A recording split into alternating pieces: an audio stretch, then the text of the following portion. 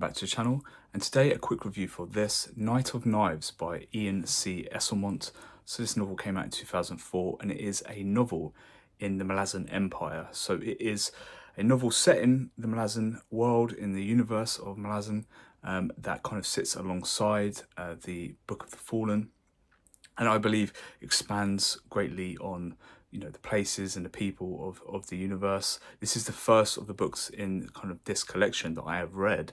I have read it at this time because it has a lot inside it, a lot of content inside it is extremely helpful if you're reading the first part of Malazan Book of the Fallen. So the events of this novel, they take place fairly early on. A lot of the books, their timelines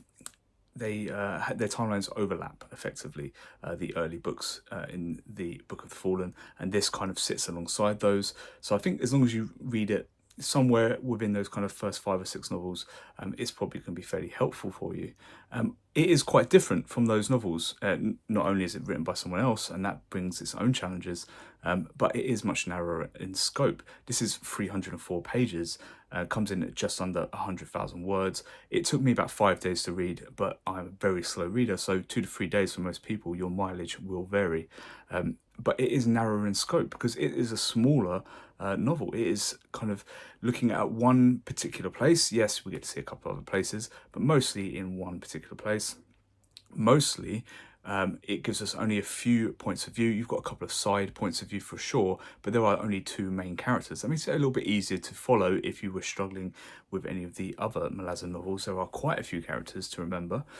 Less so with this, and that does help it in a way. The writing quality, however, I found to be of a lower quality, especially in the first half of the novel.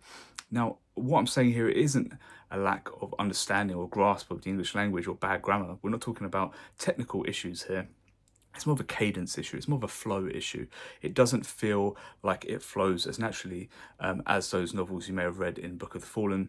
But it does get there slowly. The closing chapters certainly read a lot more smoothly than the opening chapters, so stick with it. It does get better.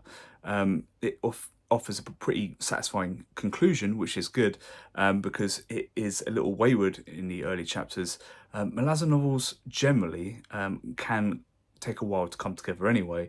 It's just strange to see it in like a 300-page novel, I suppose, but I'm very glad that I did read it. A lot of the content in here extremely useful for the book I am in the middle of at the moment, The Bone Hunters.